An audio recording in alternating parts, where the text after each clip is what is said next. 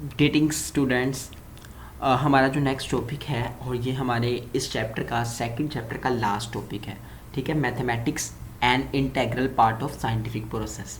Biological process हम पढ़ रहे थे, चैप्टर का नाम था बायोलॉजिकल प्रॉब्लम को कैसे सॉल्व करते हैं, बायोलॉजिकल मेथड क्या होता है। उसके लिए हमें मैथमेटिक्स की भी ज़रूरत पड़ती है।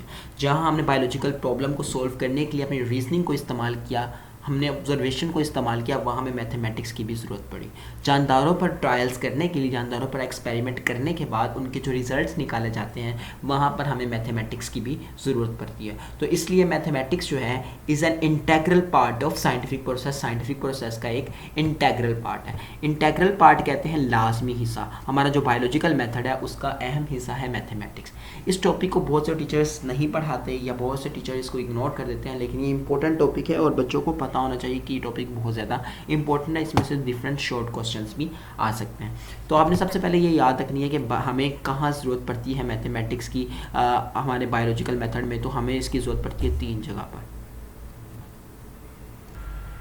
तो हम कहाँ कहाँ इस्तेमाल करते हैं मैथमेटिक्स को। सबसे पहले जब हम ऑब्जर्वेशंस बना लेते हैं, ऑब्जर्वेशन को सबसे पहले हमें ऑर्गेनाइज करना होता है ऑब्जर्वेशंस को, वहाँ पर हम करते हैं डाटा ऑर्गेनाइजेशन, जहाँ पर हम बनाते हैं साइंटिफिक ऑब्जर्वेशन। तो साइंटिफिक ऑब्जर्वेशन बनाने के लिए भी हम क्या इस्तेमाल करते हैं, मैथमेटिक्स को।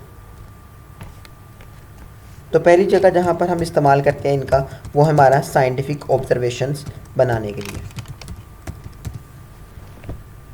ठीक है। सेकंड जो पॉइंट है जहाँ पर हम इनका इस्तेमाल करते हैं मैथमेटिक्स का, वो हमारी जगह है जहाँ पर हम बनाते हैं, हम एक्सपेरिमेंट कर लेते हैं और वहाँ पर हम कर रहे होते हैं समराइजेशन ऑफ रिज़ल्ट, तो वहाँ पर हम इस्तेमाल करते हैं समराइजेशन ऑफ रिज़ल्ट्स। तो इन 2 जगहों पर हम मैथमेटिक्स का इस्तेमाल करते हैं। इसके अलावा मैथमेटिक्स को और कहाँ इस्तेमाल किया जा सकता है, हम इसको फर्दर इस्तेमाल कर सकते हैं ड्यूरिंग एक्सपेरिमेंटेशन। हम इसको एक्सपेरिमेंटेशन के दौरान भी इस्तेमाल कर सकते हैं। एक्सपेरिमेंटेशन के दौरान भी हम इसको इस्तेमाल कर सकते हैं। तो इन 3 जगहों पर हम इसका मैथमेटिक्स का इस्तेमाल करते हैं। बेसिकली जो हमारे पास है समराइजेशन ऑफ रिजल्ट्स में ही हम इस्तेमाल करते हैं, आफ्टर एक्सपेरिमेंटेशन में ज़्यादातर मैथमेटिक्स को हम इस्तेमाल करते हैं, ठीक है। अब हम इनको इस्तेमाल तो करते ही हैं, तो कुछ ऐसी कौन कौन सी प्रॉब्लम्स है जिनके अंदर मैथमेटिक्स को ज़्यादा इस्तेमाल किया जाता है। तो कुछ बायोलॉजिकल प्रॉब्लम है जिनके अंदर मैथमेटिक्स को बहुत ज़्यादा इस्तेमाल किया जाता है, जैसे कि प्रोटीन की स्ट्रक्चर डिटर्मिनेशन। प्रोटीन अब क्या होती है, प्रोटीन हमारे बॉडी का बहुत बड़ा हिस्सा होता है। प्रोटीन की अगर स्ट्रक्चर को हमने डिटरमाइन करना, तो उसमें हम मैथमेटिक्स को इस्तेमाल करते हैं। मतलब प्रोटीन की लेंथ, विड्थ, उनके एंगल्स वगैरह, उनकी लेंथ्स को मैयर करने के लिए, तो इस तरह की चीज़ों को मैयर करने के लिए हम मैथमेटिक्स का बहुत ज़्यादा इस्तेमाल करते हैं। इसके अलावा जीन फाइंडिंग, हमारे क्रोमोसोम के ऊपर जीन की लोकेशन कहाँ पर है, तो उसको भी डिटरमाइन करने के लिए, किसी चीज़ का हम लोकेशन को डिटरमाइन कर रहे हैं कि वो चीज़ कहाँ पर पड़ी हुई है, तो उसके लिए भी हम मैथमेटिक्स का इस्तेमाल करते हैं। प्रोटीन प्रोटीन इंट्रैक्शन, एक प्रोटीन का दूसरी प्रोटीन के साथ क्या इंट्रैक्शन है, क्या ताल्लुक है, क्या उनका आपस में एक दूसरे के ऊपर रद्द अमल है, उसको भी डिटरमाइन करने के लिए, चेक करने के लिए हम मैथमेटिक्स को इस्तेमाल करते हैं।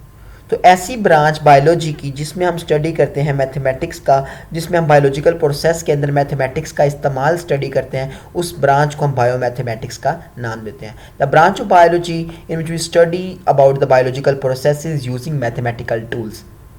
मैथमेटिकल टूल्स को इस्तेमाल करके बायोलॉजिकल प्रोसेसेस को स्टडी करना, उससे हम बायोमैथमेटिक्स का नाम देते हैं।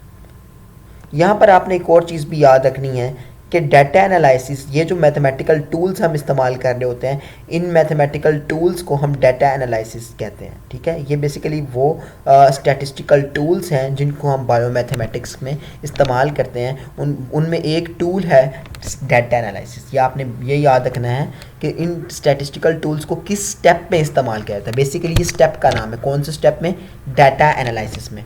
कौन कौन से टूल्स इस्तेमाल कर सकते हैं हम, रेशो का टूल इस्तेमाल कर सकते हैं, प्रोपोर्शन का टूल इस्तेमाल कर सकते हैं, और एवरेज, ये आपको मैं डिटेल में पढ़ा चुका हूँ। ये जो टेक्निक्स जो हम इस्तेमाल करते हैं बायोमैथमेटिक्स में, इन टेक्निक्स को हम बायो इन्फॉर्मेटिक्स का नाम देते हैं। क्या नाम देते हैं, बायो इन्फॉर्मेटिक्स।